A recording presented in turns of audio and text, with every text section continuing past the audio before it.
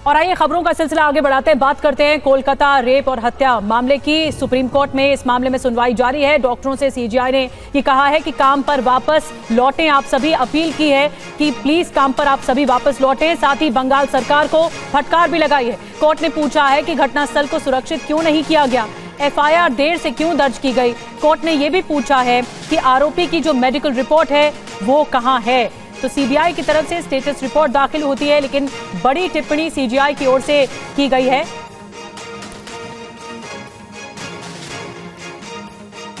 तो देखिए, कोलकाता केस में अब तक सुप्रीम कोर्ट ने क्या कहा है, साथ ही साथ देश भर के अस्पतालों में जो सुविधाएं हैं उनमें कैसे इजाफा किया जाए, अव्यवस्थाएं कैसे खत्म हो, इसके लिए सुप्रीम कोर्ट ने क्या कहा है, बहुत अहम है। डॉक्टर अपने काम पर लौटे, एक तो यह कहा गया काम पर लौटे तो कार्रवाई नहीं की जाएगी, यानी उनके खिलाफ कोई एक्शन नहीं लिया जाएगा अगर वो अभी काम पर लौट आते हैं। तो लोग डॉक्टरों का इंतजार कर रहे हैं। जानते हैं कि डॉक्टर 36 से 48 घंटे काम कर रहे हैं। मैं खुद अस्पताल के फर्श पर सोया हूं जब अपने मरीज का इलाज करवाने के लिए गया था। इन तमाम बातों का जिक्र आज डीवाई चंद्रचूड़ की तरफ से किया गया है, सीजीआई की तरफ से किया गया है। जितेंद्र शर्मा हमारे साथ इस वक्त मौजूद हैं। जितेंद्र, और क्या अपडेट मिल रही है सुप्रीम कोर्ट में, क्योंकि जब इससे पहले आपसे बात हो रही थी तो स्टेटस रिपोर्ट की जो अहम बातें हैं वो अदालत के समक्ष रखी जा रही थी, क्या हो रहा है?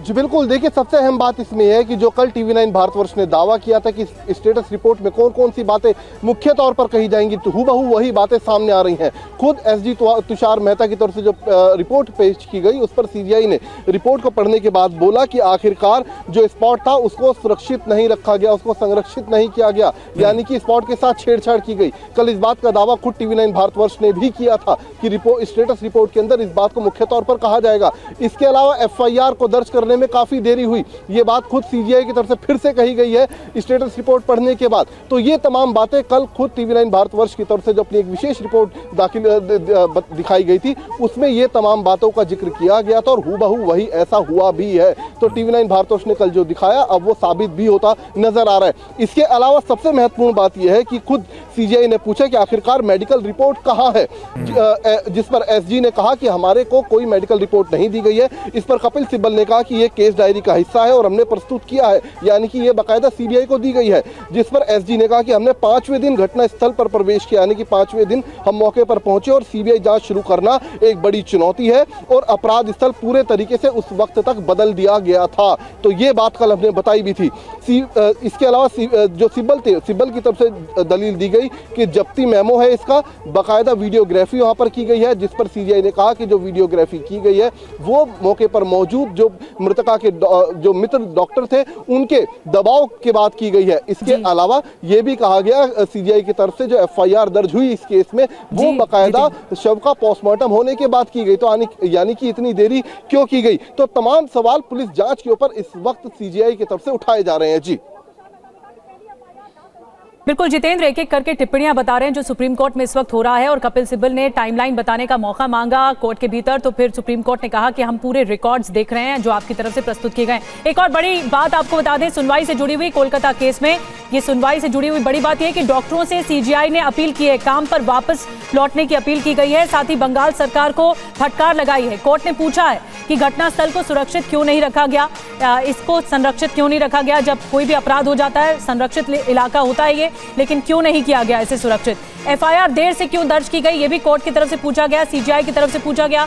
कोर्ट ने पूछा कि आरोपी की जो मेडिकल रिपोर्ट है वो कहां है। तो ये बहुत बड़े और संगीन सवाल हैं जो कि सुप्रीम कोर्ट ने पूछे हैं। और जितेंद्र, इन सवालों का जवाब नहीं मिल पाया कि एफआईआर देर से क्यों की गई, या फिर इसकी जो मेडिकल रिपोर्ट है आरोपी की वो कहां है। यानी अधूरे फैक्ट्स अभी रखे गए हैं सुप्रीम कोर्ट में। जी बिल्कुल, देखिए कपिल सिब्बल की तरफ से कहा गया है कि उन्हें पूरी टाइमलाइन स्पष्ट करने का मौका दिया जाए, लेकिन सीजीआई जो है उन्होंने कड़ा रुख अख्तियार करते हुए पूछा है कि आखिरकार दाह संस्कार के बाद रात 11:45 पर इस केस में पहली एफआईआर दर्ज क्यों की गई। आखिरकार उन्होंने माता पिता को क्यों बताया कि यह एक आत्महत्या है।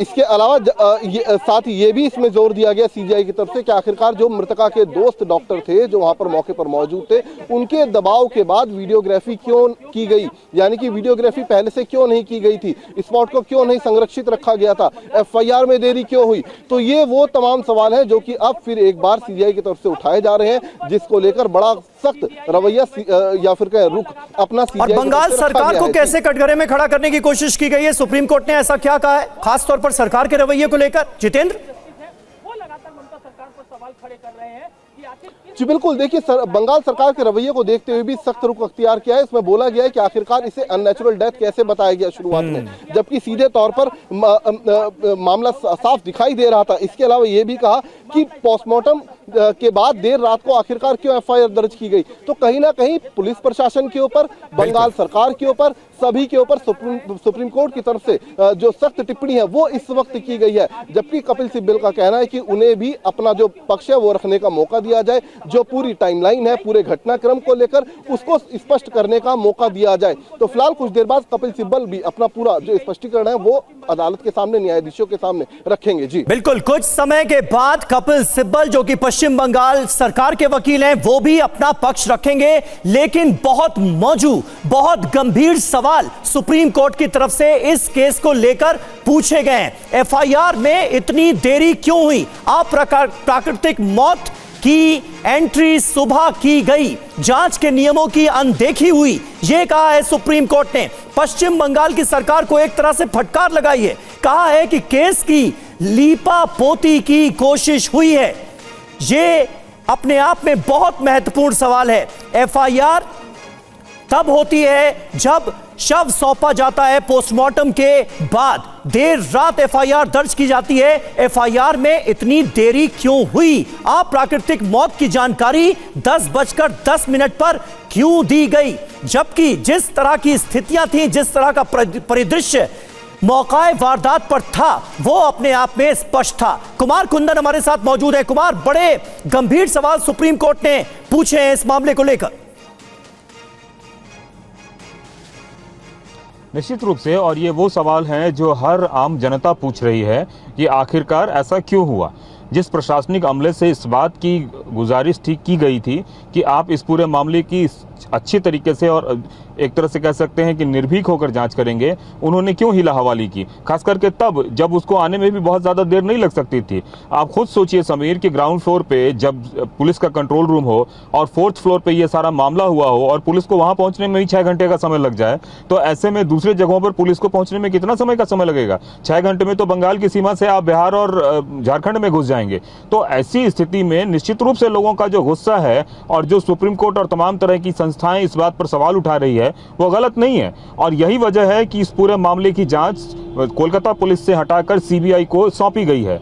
कई सारे ऐसे कैरेक्टर हैं जो अभी तक नादारद हैं, कई सारे ऐसे कैरेक्टर हैं जो पुलिस के गिरफ्त में नहीं आए। मसलन वो डिलीवरी बॉय जिसने खाना रात को सौंपा, वो इसका तो आखिरकार उस लड़की की क्या कोई भूमिका थी, क्या कोई कनेक्शन था, या पुलिस मान के बैठ गई कि संजय राय ही सब कुछ है, इसी को पकड़ना है, इसी को सब कुछ करना है, इसके इतर कोई आदमी नहीं है? क्या वजह है कि पुलिस ने प्रिंसिपल से उस तरीके से पूछताछ नहीं की जिस तरीके से पूछताछ करनी चाहिए थी?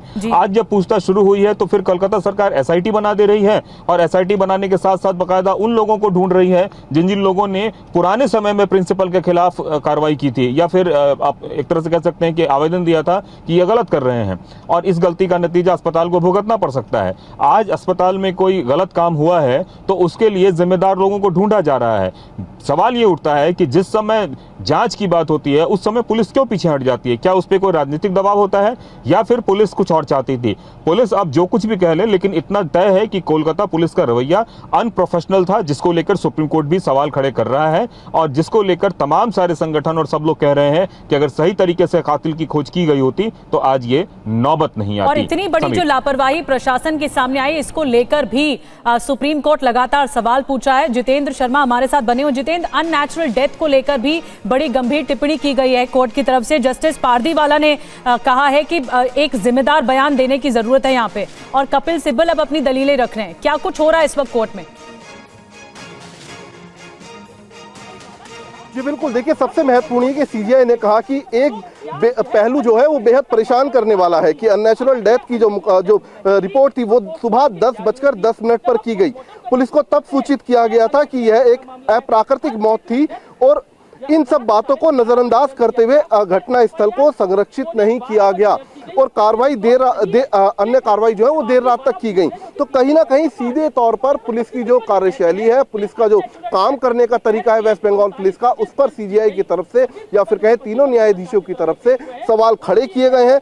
कपिल सिब्बल ने कहा कि मुझे पूरा मौका दिया जाए, मैं टाइमलाइन को पेश कर सकूं और जो वीडियोग्राफी की गई है उसको पूरा स्पष्ट कर सकूं। लेकिन कोर्ट ने कहा कि सबसे पहले आपको बताना होगा कि आखिरकार अननेचुरल डेथ का जो मामला या फिर कहें जो रिपोर्ट 10:10 पर सुबह दाखिल की गई वो किस आधार पर की गई और अगली जो सुनवाई होगी या जो अगली तारीख होगी इस केस को लेकर उसमें आपको ये जवाब देना होगा और जो संबंधित पुलिसकर्मी है तो हो सके तो उसको भी पेश करना होगा। तो कहीं ना कहीं जो पुलिस का रवैया है, जो रिपोर्ट करने में देरी की गई, उसको लेकर सुप्रीम कोर्ट बेहद सख्त रुख जो है वो अख्तियार किए हुए है। जी बिल्कुल, और जितेंद्र बहुत महत्वपूर्ण है, जस्टिस जेबी पारदीवाला की तरफ से कहा गया है कि आपको इतनी देर क्यों लग रही है, आप अगली तिथि में इसका जवाब दें, अन्यथा जिम्मेदार पुलिस अधिकारी जवाब दे। कुल मिलाकर यह कहा जा सकता है कि सुप्रीम कोर्ट का रवैया इस मामले को लेकर बहुत सख्त है। पश्चिम बंगाल सरकार के जो वकील हैं उनको दलील देना मुश्किल साबित हो रहा है क्योंकि सवाल कोलकाता पुलिस के प्रोफेशनलिज्म पर उठ रहा है। सवाल उठ रहा है कि आखिर किस तरह का दबाव था, कहीं कोई राजनीतिक दबाव तो नहीं था जिसके चलते पुलिस हिला हवाली कर रही थी। जितेंद्र,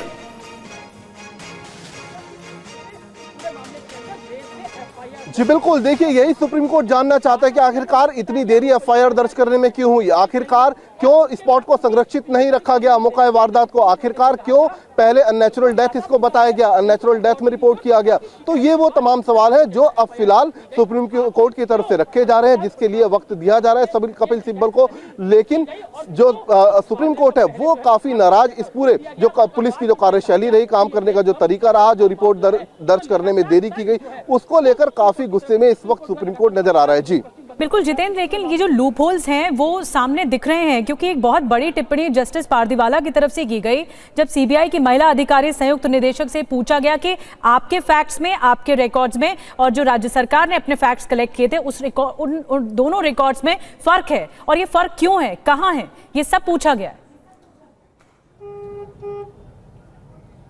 जी बिल्कुल, देखिए बाकायदा वेस्ट बंगाल सरकार की तरफ से जो कपिल सिब्बल पेश हुए उनसे पूछा गया कि आखिरकार जो सीबीआई ने अपनी रिपोर्ट दी और जो आपने अपनी रिपोर्ट दी उसमें इतना फर्क क्यों है, चाहे वो मुकदमा दर्ज करने की टाइमिंग को लेकर हो, स्पॉट संरक्षित करने को लेकर हो या फिर जांच के तरीके को लेकर हो। तो सभी पर फिलहाल सुप्रीम कोर्ट की तरफ से सवाल खड़े किए गए, ना सिर्फ वेस्ट बंगाल पुलिस के ऊपर बल्कि वेस्ट बंगाल सरकार ने जो कार्रवाई इस पूरे मामले में की उसको लेकर भी सुप्रीम कोर्ट की तरफ से सवाल खड़े किए जा रहे हैं। इसके अलावा कपिल सिब्बल की तरफ से कहा गया है कि केस डायरी का पेज नंबर 2 देखें। अभी फिलहाल कपिल सिब्बल अपनी दलीलें अदालत के अंदर रख रहे हैं। उन्होंने बोला कि केस डायरी का जो पेज नंबर 2 है वो देखा जाए, जिस पर जस्टिस पादरीवाला ने कहा कि ठीक है, हमें पहले ये बताइए कि पूछताछ पंचनामा कब की गई थी, यानी कि पूछताछ कब की गई और पंचनामा इसका कब किया गया। इसके अलावा कपिल सिब्बल ने कहा कि शाम 4:20 से शाम 4:40 के बीच में ये पूरा पंचनामा किया गया, पूछताछ की गई। और इसके अलावा सुप्रीम कोर्ट ने यह भी कहा कि हमारे हाथ लगी रिपोर्ट से पता चला है कि पंचनामा और पोस्टमार्टम के बाद यूडी केस दर्ज किया गया। तो बड़ा सवाल एक बार फिर सुप्रीम कोर्ट की तरफ से खड़ा किया गया वेस्ट बंगाल पुलिस के ऊपर, वेस्ट बंगाल सरकार के ऊपर कि आखिरकार पोस्टमार्टम और पंचनामा किया जाने के बाद जो यूडी केस था वो दर्ज किया गया है, जबकि कपिल सिब्बल का कहना है कि ऐसा नहीं है। तो फिलहाल कपिल सिब्बल भी अपना पक्ष अभी अदालत के सामने रख रहे हैं, सुप्रीम कोर्ट के सामने रख रहे हैं। जी बिल्कुल, कुमार कुंदन कोलकाता से हमारे साथ लगातार बने हुए हैं। और कुमार, आप तो इस पूरे केस को तब से फॉलो कर रहे हैं जब कोलकाता पुलिस इस मामले की जांच कर रही थी, अब सीबीआई कर रही है। स्टेटस रिपोर्ट जो रखी गई है उसमें कई तरह के डिफरेंस नजर आ रहे हैं। मतलब कोलकाता पुलिस ने अपनी जांच में जो बातें कही और जो किया और उसके बाद सीबीआई की तरफ से जो तथ्य और दलीलें रखी गई हैं उसमें फर्क क्यों है, समझा सकते हैं आप? देखिए, इस फर्क की वजह साफ है, जो वजह हम, आप या फिर तमाम तरह के लोग कह रहे हैं। इस फर्क की वजह यही है कि कोलकाता पुलिस ने जो कुछ भी किया है उसमें एक तरीके से ऐसा लग रहा है कि सिस्टम के अंदर लोगों को बचाने की कवायद है। मसलन आप देखिए, समीर, कोलकाता पुलिस ने प्रिंसिपल को बिल्कुल भी नहीं छुआ था। प्रिंसिपल का ट्रांसफर हो गया दूसरे दिन, उसी दिन, और प्रिंसिपल दूसरे जगह जाके वो ट्रांसफर भी कर, लेकिन प्रिंसिपल को कभी उन्होंने क्वेश्चनिंग के लिए इस तरीके से नहीं बुलाया जिस तरीके से सीबीआई ने प्रिंसिपल को पिछले 6 दिनों से लगातार क्वेश्चनिंग के लिए बुला रही है। और अब तो सारा मामला भी खुल रहा है कई तरह की इरेगुलरिटीज का। तो निश्चित रूप से जो प्रथम दृष्टया दिखता है, हालांकि हमारे पास स्टेटस रिपोर्ट नहीं है, लेकिन सीबीआई की जो कार्यप्रणाली है उस कार्यप्रणाली को देखकर ऐसा लगता है कि नेचुरली है स्टेटस डिफरेंस होगा ही होगा। सीबीआई को देखिए जो काम करने का तरीका है, वो 3D मैपिंग से लेकर तमाम तरह की एफएसएल की टीम हर दिन जा रही है वहां पे आरजे कर अस्पताल और एक एक चीजों का सबूतों को इकट्ठा करने की कोशिश कर रही है। दूसरी तरफ कोलकाता पुलिस है, जहां पे ये सब कुछ प्लेस ऑफ अकरेंस हुआ, वहां पे दीवार तोड़ती हुई नजर आती है। माफी चाहूंगा, कोलकाता पुलिस ने नहीं तोड़ी, लेकिन जो इंजीनियरिंग डिपार्टमेंट तोड़ रही थी वो पुलिस ने उसको तोड़ने दिया। कायदे से पुलिस को रोकना चाहिए था कि यहाँ पे प्लेस ऑफ अकरेंस हुआ है, ये अभी एविडेंस का मामला है, अभी इसको मत तोड़िए। कोई ऐसा नहीं था कि बहुत बड़ा पानी भरा हुआ था और वो दीवार टूटना जरूरी था, नहीं तो बाढ़ आ जाती। तो एक तरीके से कह सकते हैं कि कोलकाता पुलिस जिस तरीके से काम कर रही थी, वह काम करने के तरीके को देखकर ऐसा लग रहा था कि वो उस तरह का प्रोफेशनलिज्म नहीं है जिसकी दरकार थी। शायद यही वजह है कि लोगों का गुस्सा और पूरे सिस्टम का गुस्सा उस सरकारी अस्पताल और उस सिस्टम के खिलाफ डूबा, जिसकी वजह से सीबीआई को बीच में आना पड़ा है। और कई सारे ऐसे पहलू हैं जिसमें कि स्टेटस रिपोर्ट में ये साफ झलकता है कि कोलकाता पुलिस ने कहां-कहां गलती की, कहां-कहां अनप्रोफेशनल तरीके का इस्तेमाल किया। कोलकाता पुलिस मान के बैठ गई कि सिर्फ और सिर्फ संजय राय ही कातिल है, इसके अलावा इसमें कोई है ही नहीं। जबकि सीबीआई इससे इतर हर उस पहलू पे जानने की कोशिश की, हर उस शख्स से बात करने की कोशिश की जो उनके शक के दायरे में था। कुमार कुंदन, एक बहुत बड़ी टिप्पणी सुप्रीम कोर्ट ने की है इस कोलकाता केस से जुड़ी हुई, और ये टिप्पणी बहुत मायने देती है, इसीलिए क्योंकि यहाँ पर लापरवाहियां उजागर हुई, पुलिस ने अपना काम ठीक से नहीं किया। ये सुप्रीम कोर्ट ने टिप्पणी की है इस केस से जुड़ी हुई। पुलिस के काम का जो तरीका रहा वो सही नहीं है, ये भी कहा गया। जब अननेचुरल डेथ का पता लगा तब पोस्टमार्टम हुआ, ये कहा गया 30 साल में ऐसा केस देखा नहीं हमने, ऐसा कहना है जजेस का। जो सुप्रीम कोर्ट के जजेस बैठे हुए हैं, जो असेंबल हुई है टीम, उसकी तरफ से कहा जा रहा है कि पुलिस के काम पर सवाल उठाए गए। जितेंद्र और ज्यादा जानकारी दे रहे हैं। जी जितेंद्र। जी बिल्कुल, देखिए सुप्रीम कोर्ट की तरफ से कहा गया, बल्कि बाकायदा जस्टिस पादरीवाला ने कहा कि पुलिस द्वारा आपराधिक कानून में अपनाई जाने वाली जो प्रक्रिया है वो ऐसी नहीं है जिसका सीआरपीसी अनुसरण करती है, यानी कि जो सीआरपीसी में कहा गया है, या मैंने अपने 30 वर्षों के दौरान ऐसा नहीं देखा है। तो एक बड़ी टिप्पणी जस्टिस पादरीवाला की तरफ से यहाँ पर की गई है और कहा है कि आखिरकार क्या यह सच है कि जो पोस्टमार्टम है वो यूडी रिपोर्ट के बाद हुआ, यानी कि यूडी रिपोर्ट अननेचुरल डेथ, तो यानी कि जो पोस्टमार्टम हुआ वो अननेचुरल डेथ रिपोर्ट करने के बाद किया गया। तो एक बड़ी टिप्पणी सुप्रीम कोर्ट की तरफ से वेस्ट बंगाल पुलिस की जो कार्यशैली है उस पर की गई है, जो उसका काम करने का तरीका है उस पर किया गया है। इसके अलावा जस्टिस पादरीवाला ने यह भी कहा कि जो सहायक पुलिस अधीक्षक है उसका आचरण भी बेहद संदिग्ध है, ऐसा व्यवहार क्यों किया। कपिल सिब्बल ने कहा कि वह एक महिला है, जिस पर सीजीआई ने कहा कि आप अपने दस्तावेज में देखें, आप अपने दस्तावेज में खुद देखें कि जो जीडी एंट्री है वो सुबह 5:20 पर की गई है। सुबह 10:10 पर अस्पताल से सूचना मिली कि महिला जो अर्धनंग हालत में पड़ी हुई है, मेडिकल बोर्ड की राय है कि जबरदस्ती की संभावना है, और जीडी प्रविष्टि से पता चलता है कि पोस्टमार्टम के बाद घटना क्षेत्र की घेराबंदी की गई है, यानी कि जो जीडी एंट्री हुई उसके बाद जो स्पॉट था उसको संरक्षित किया गया। पहले क्यों नहीं किया गया? जिस वक्त डेड बॉडी बरामद हुई वो तभी किया जाना चाहिए था, यानी कि तभी उसको कॉर्डन ऑफ कर दिया जाना था स्पॉट को, लेकिन उसमें देरी की गई। तो बाकायदा पूरी टाइमलाइन बताते हुए जो सुप्रीम कोर्ट है वो इस वक्त कहा जा सकता है कि जो वेस्ट बंगाल पुलिस है या फिर जो वेस्ट बंगाल सरकार है उसकी खिंचाई। और देखिए जितेंद्र, एक और अहम टिप्पणी, एएसपी का आचरण इस मामले में बेहद संदिग्ध है, ये कहा है सुप्रीम कोर्ट ने। ऐसे वक्त में जब लगातार सुप्रीम कोर्ट कोलकाता पुलिस की जांच को कटघरे में खड़ा कर रहा है, कई महत्वपूर्ण सवाल उठाए जा रहे हैं उसकी तरफ से। ये एक और महत्वपूर्ण टिप्पणी, एएसपी का आचरण इस मामले में बेहद संदिग्ध है। जितेंद्र, ये बताइए, यानी सीबीआई ने अपनी जो स्टेटस रिपोर्ट दाखिल की है उसमें यह बिल्कुल क्लियर है कि एफआईआर पोस्टमार्टम और पंचनामे के बाद ही दर्ज की गई। जी बिल्कुल, देखिए जो सीबीआई ने अपनी रिपोर्ट दाखिल की उसमें साफ तौर पर यही कहा गया है कि जो एफआईआर है वो पंचनामा होने के बाद ही दर्ज की गई। अंतिम संस्कार होने के बाद दर्ज की गई, जो कि काफी देरी से दर्ज की गई। इसके अलावा यह भी कहा गया है कि पहले यूडी रिपोर्ट की गई थी, यानी कि अननेचुरल डेथ इसमें रिपोर्ट की गई थी, जबकि मामला देखते ही सबको समझ आ रहा था कि आखिरकार हुआ क्या है मौके पर। तो आखिरकार इतनी लापरवाही क्यों बरती गई, किसके इशारे पर ऐसा हो रहा था? तो ये वो सवाल है जो कि फिलहाल सुप्रीम कोर्ट की तरफ से उठाए जा रहे हैं, जिनका कोई जवाब या कहें स्पष्टीकरण कपिल सिब्बल की तरफ से नहीं देखा गया है। वो सिर्फ केस डायरी का पेज नंबर 2 पढ़ने की बात कह रहे हैं। इसके अलावा जो सीजीआई की तरफ से सवाल उठाए गए, जो जस्टिस पाद्रीवाला की तरफ से सवाल किए गए, उनका कोई भी स्पष्ट जवाब अभी तक सामने नहीं आया है। इसके अलावा सीजीआई ने यह भी कहा है कि मजिस्ट्रेट ने वीडियोग्राफी के तहत शव की जांच की, तब गद्दे के नीचे आपत्तिजनक सामग्री मिली। ऑन ड्यूटी आरएमओ से जांच कराई गई। हम नाम नहीं ले रहे, देखिए साफ है कि अधिकारी के वापस थाने आने के बाद 11:30 बजे यूडी केस दर्ज किया गया, यानी कि सुबह डेड बॉडी बरामद होती है और जो अननेचुरल डेथ है उसमें भी देरी हुई है। हालांकि जो अननेचुरल डेथ थी वो गलत तरीके से रिपोर्ट किया गया, उस पर सवाल पहले ही खड़ा कर चुका है सुप्रीम कोर्ट। लेकिन सुप्रीम कोर्ट का यहाँ ये भी कहना है कि जो अननेचुरल डेथ का जो रिपोर्ट किया गया वो भी काफी देरी से किया गया, यानी कि एक तो गलती और ऊपर से एक और बड़ी गलती, एक बड़ी और चूक।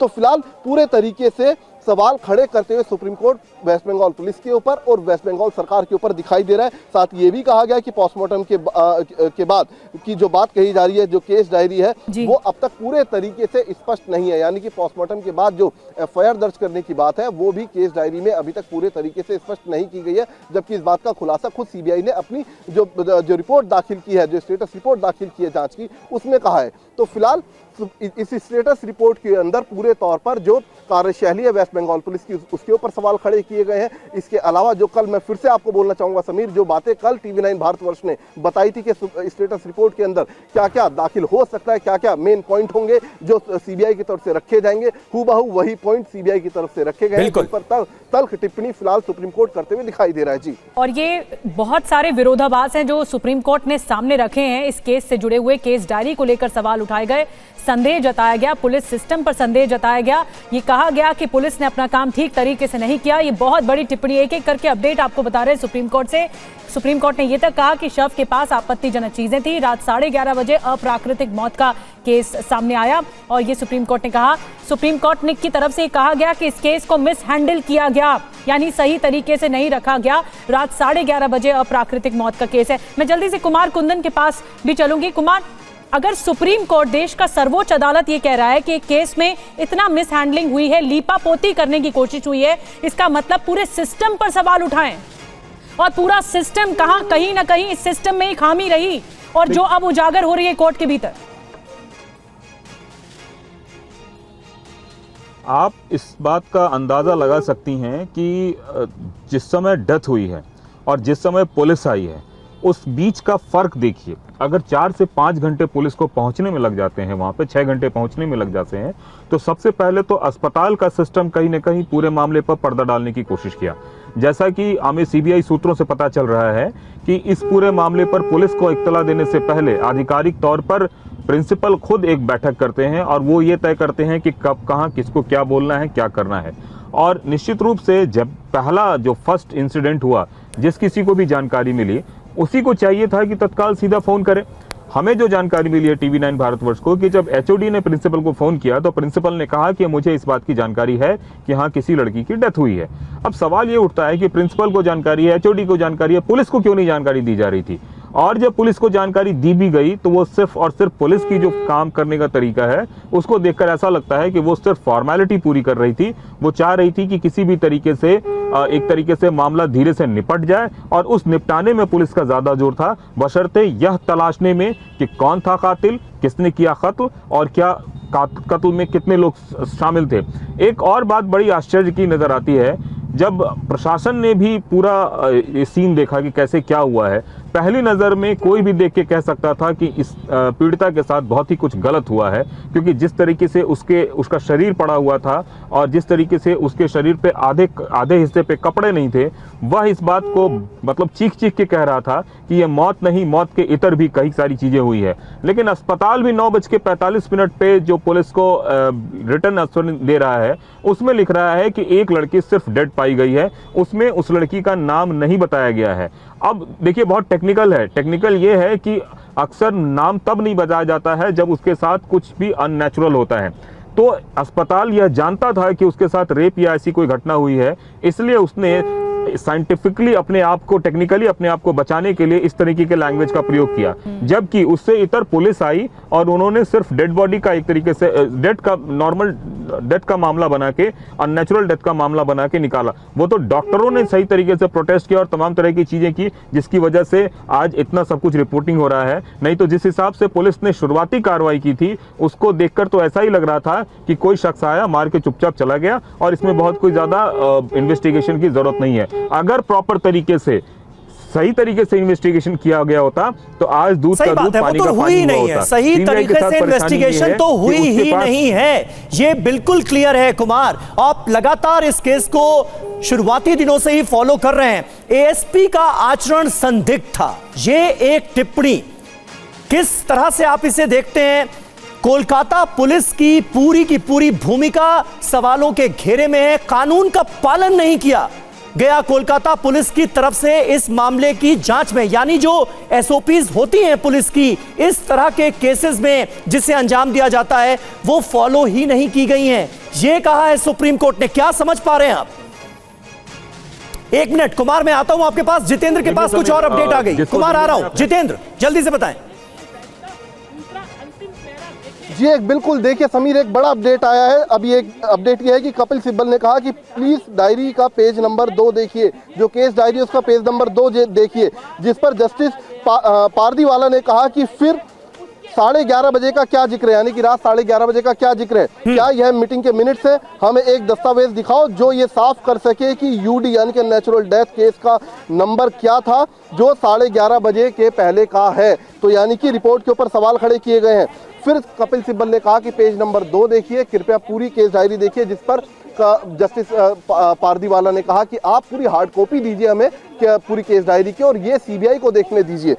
और साथ ही जस्टिस पारदीवाला ने यह भी सवाल खड़ा किया है कि सीबीआई के देखने के बाद ऐसा लगता है, जो सीबीआई ने अपनी स्टेटस रिपोर्ट दाखिल किया उसको देखने के बाद ऐसा लगता है कि जो नंबर है, जो यूडी नंबर है, वो बाद में डाला गया है, यानी कि उसको बदला गया है। तो कहीं ना कहीं फिर से एक बार सवाल खड़े किए गए हैं वेस्ट बंगाल पुलिस की तरफ से, सुप्रीम कोर्ट ने, और कहीं ना कहीं ये कहा है कि जो यूडी नंबर है वो बाद में डाला गया है, यानी कि उसको बदल दिया गया है। तो कोर्ट के अंदर पेश करने से पहले इन तमाम दस्तावेजों को, तो इस तरीके के आरोप फिलहाल या फिर इस तरीके की टिप्पणी फिलहाल सुप्रीम कोर्ट की तरफ से जो case diary West Bengal police की तरफ से दायर की गई है उस पर खड़े किए जा रहे हैं। जी क्या जितेंद्र, जजेस की तरफ से ये कहा जा रहा है कि इस केस में पूरे फैक्ट्स अभी तक रखे नहीं गए हैं कोर्ट के भीतर और वो रखे जाएं? बिल्कुल, देखिए अदालत की तरफ से कहा गया है कि दरअसल जो भी अब तक केस डायरी दी गई है उसमें पहली बात तो यूडी का जो नंबर है वो क्लियर नहीं है, वो कब दायर की गई वो क्लियर नहीं है, समय में कहीं ना कहीं काफी डिफरेंसेस हैं। इसके अलावा देरी की बात उसमें कही गई है, जो आपने केस डायरी अपनी दायर की उसी में साफ तौर पर दिखाई देता है कि आपने कार्रवाई करने में काफी देर लगाई, एफआईआर दर्ज करने में काफी देर लगाई, इसके अलावा स्पॉट को संरक्षित नहीं रखा। तो फिलहाल जो केस डायरी दायर की गई है, जो सीबीआई को दी गई है, जिसका जिक्र बार बार कपिल सिब्बल कर रहे हैं, पेज नंबर 2 का जिक्र बार बार कर रहे हैं, पैरा नंबर 2 का जिक्र बार बार कर रहे हैं, उस पर ही सुप्रीम कोर्ट की तरफ से सवाल खड़े कर दिए गए हैं। जी और अगर अप्राकृतिक मौत नहीं थी तो फिर पोस्टमार्टम क्यों हुआ, यह सवाल भी जितेंद्र पूछा गया है। कुमार कुंदन हमारे साथ मौजूद हैं। कुमार, कुल मिलाकर अभी तक जिस तरह से पश्चिम बंगाल की सरकार की तरफ से दलीलें कपिल सिब्बल की तरफ से रखी जा रही हैं और जिस तरह से जजेस की टिप्पणियां सामने आ रही हैं, कुल मिलाकर साफ तौर पर ऐसा लग रहा है कि पुलिस ने जो इस मामले में किया धरा है, जो लीपापोती की कोशिश की गई है, उसे लेकर फंस गई है बुरी तरह से कोलकाता पुलिस।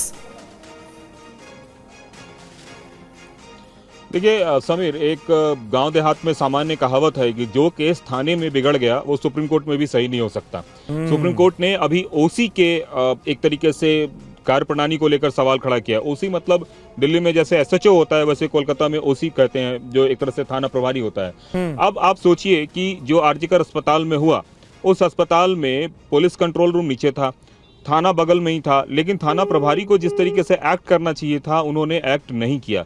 मामला उल्टे ज्यादा बगड़ा तो सीधे कमिश्नर ऑफ पुलिस और तमाम तरह के लोग जो है बाद में आए और उन्होंने संभालने की कोशिश की। पुलिस की पहली कोशिश ये थी कि किसी भी तरीके से डेड बॉडी का क्रिमेशन किया जाए, उसमें पुलिस ज्यादा इंटरेस्टेड थी, ना कि पुलिस इसमें जो पुलिस की प्रणाली को देख के लग रहा है। पुलिस इसमें ज्यादा इंटरेस्टेड थी कि किसी भी तरीके से ये जल्दी से जल्दी डेड बॉडी निकले यहाँ से और उसके बाद हम इसका क्रिमेशन करा दें। जैसा कि TV9 पे उनके पिता ने भी कहा और क्रिमेटरी ग्राउंड के भी लोगों ने कहा कि आउट ऑफ द वे जाके हम लोगों ने इस बॉडी का क्रिमेशन किया।